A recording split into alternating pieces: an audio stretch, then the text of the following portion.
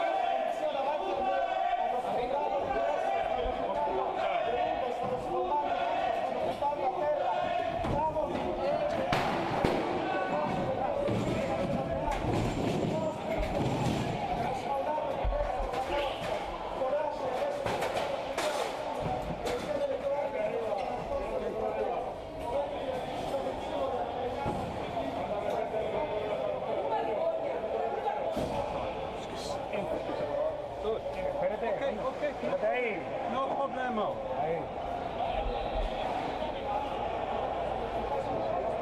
Miguel, delante de la transmisión, Miguel. Vamos a ver las alturas de allá. Vamos a ver, impresionante.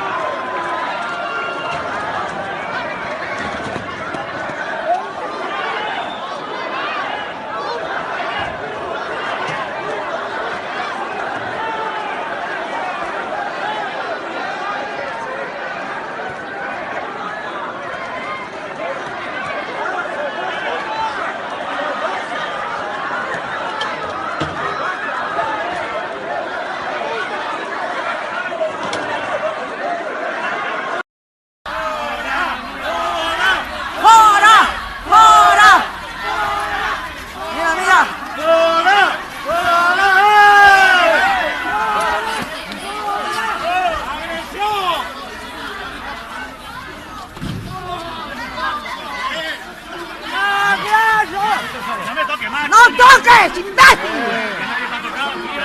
¡Toques! ¡Oye! ¡Vete a tu tierra! ¡A tu tierra! ¡Vete a tu tierra! ¡Desgraciado!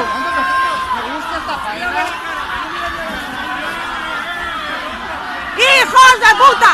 ¡Hijos de puta!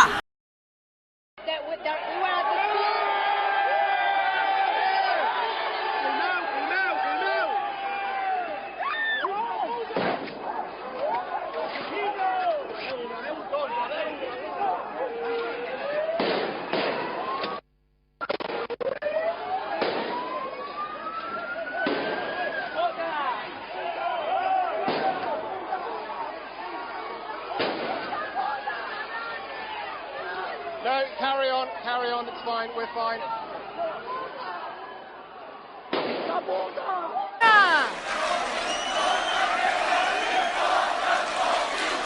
Ah, mira, ell fa fent fotos, eh?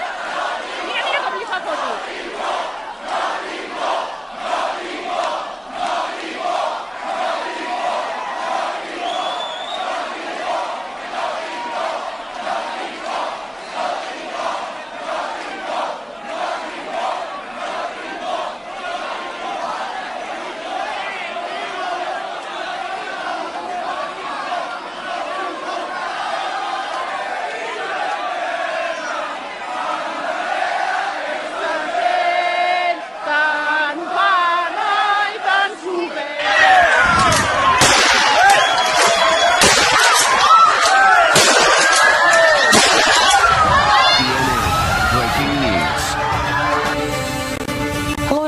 Here in the U.S. and around the world, I'm Natalie Allen, live from Atlanta. Our breaking news: riot police in the Catalonia region of Spain have been restricting residents from voting in a controversial independence referendum.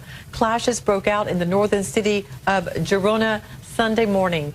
Police were physically preventing voters from entering at least one polling station. Spain's highest court says this vote is illegal and unconstitutional, and the government vowed to shut it down. Police then broke windows and padlocks on a door to get into the building. Spain's interior minister tweeted that national police have seized ballot boxes from some polling stations. But the Catalonian president was able to cast his vote later in a town near Girona.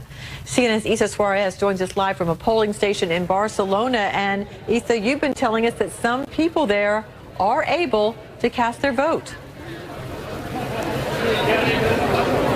Absolutely. Good morning to you, Natalie. The polling station behind me, which is a school that has been occupied for the past 2 days, so to make sure that people can vote, people are going in and voting. But they're doing it 10 at a time to try and control the numbers. The elderly have been going in first. There are many people being here since 5 o'clock or so in the morning, in the rain, waiting to cast their vote. A vote, they said, is their democratic right. Of course, the Spanish government has been saying all along that this referendum is a sham, saying that it's unconstitutional and is illegal. But as you were mentioning there, we have seen the Guardia Civil, that state police, really breaking down the windows and dragging some people from Girona. And this is in Barcelona, and where the president of Catalonia, Carles Puigdemont, was expected to vote. But he voted elsewhere, we have been told. We've seen images of him voting. We've also seen several other politicians from the Catalan government voting as well. Here where we are, we saw one of the ministers of the technical hitches, let's say, Natalie, about an hour or so ago, when the system that verifies your identity in order to vote, that was frozen. Officials then came out, representatives of the vote came out and told people to stay away from their phones while they tried to refresh the system. But we've been told that's now up and running, and people have been going in, people have been queuing in the rain. I can tell you this queue snakes right around the corner and waiting to vote. That might not be the case in other polling stations, but what we have been hearing is in social media is that if you can't vote in one, you can vote in others. And this is something the governor has been saying in the early hours of this morning. You can vote in any station, polling station, in case some are closed. 73%,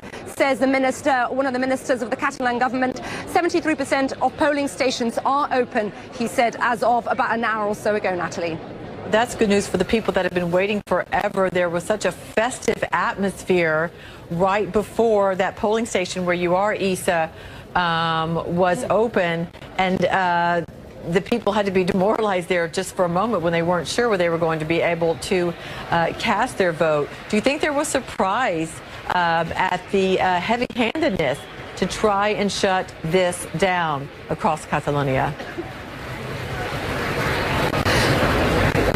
You know, in the last week or so, many people here have been surprised by the way the central government has handled this. At least that's what they've been telling me. But it's important to point out that not everyone here in Catalonia agrees with the referendum. The last poll conducted by the Catalan government back in July said that 49% didn't want independence, 41% wanted independence, but crucially, Natalie, 70% wanted to have their say. And as I was speaking to the guest you heard in the last hour from La Vanguardia newspaper, he was basically making the point that perhaps those more moderate Catalans who did not have a need or desire to vote for independence, given the heavy-handedness by police, he said that has probably shifted some of the argument and convinced some of them to vote for the separatist cause. Natalie? Suarez, we thank you for your reporting there during this tumultuous time. Emily Eklund is a lecturer of Spanish and International Politics at King's College London. She joins us now from London to talk about this. First, I want to get your reaction, Emily, to what we're seeing as Isa just reported, over 70%, as Isa Suarez was reporting, there are 70% that are open. There are people getting to vote, but Spain has certainly showed that it is cracking down and trying to prevent some of this voting from taking place. Well, I think what is remarkable is really the absence of dialogue in this process. As was reported before, we can see that the Spanish government has responded quite fiercely against this referendum. And as a result, we have over the last week seen that actually a lot of people want to have this referendum, regardless of whether they are pro or against independence. And I think that has really been the surprising factor in the government's response. Also, they've been sending in the national police in order to make sure that the referendum would not take place. And as we've seen this morning, the regional police force have been refraining from going into polling stations and shutting them down, leaving that to the national police, which are then authorized to go in with, I would say, stronger force than the regional police. Polls showing that 49% would not support independence, 41% yes. Why is this vote, the symbolism of this vote, so important? Well, it's been important for many, many years. This is not something that has just happened over the past couple of weeks, but since the democratic transition in Spain in the late 70s and since the writing of the Constitution in 1978, we've really seen that there has been a tension between the nationalities in Spain, so that would be not only Catalonia, but also the Basque Country and Galicia, that they were not granted the level of autonomy in the Constitution that they were looking for after 40 years of oppression under the Francoist dictatorship. Now, of course, the Constitution was intended to unify a very, very divided Spain at the time. But you must perhaps consider that this is 40 years ago. And would there be possibilities to reevaluate that setup between the central Spanish state and the regional autonomies? What has the government done, Emmy, to try to thwart this situation, to try to, as you say, for a while, their autonomy was lessened, and then it came back. They tried to vote again in 2006. Is there more the Spanish government has done to help them feel like they have more autonomy and a little more freedom without it coming to something like this? Well, I mean, we've had an increase of autonomy since the transition, democratic transition, but it's not the same as independence. And there has also been quite a few disputes between the regional government and the central government with regards to education, with regards to the role of the Catalan language, how much is Catalan language promoted in the region. And the central government has resisted these markers of national identity out of fear of, obviously, of a breakup of the Spanish state. And especially, I would say, the conservative government that is now in place has been very much against Catalonian independence and Catalonian autonomy, much because it emanates from a strong tradition in Spain that which actually dates back to the dictatorship itself, that the right wants a unified Spain. They want a whole Spain, and they do not really respect their regional autonomies. Last quick question. Is there a workable solution? Is there something that can be resolved? What if this vote takes place? They declare most people voted for independence. What then? Well, that is a really interesting question. I do not have the answer to that question. What I would say is that it could go two ways. We could see perhaps more resistance from the Spanish government revoking autonomies that have been granted to Catalonia, or we could perhaps see a beginning of a dialogue, which would be preferable, in my opinion, and I think would be preferable in the eyes of the international community if there could be a peaceful solution to this problem. This always depends on what happens today. Will the yes side win? How many people will be able to vote? And I think that really sets up the conditions tomorrow for the possibilities for negotiation. We thank you for helping us understand this.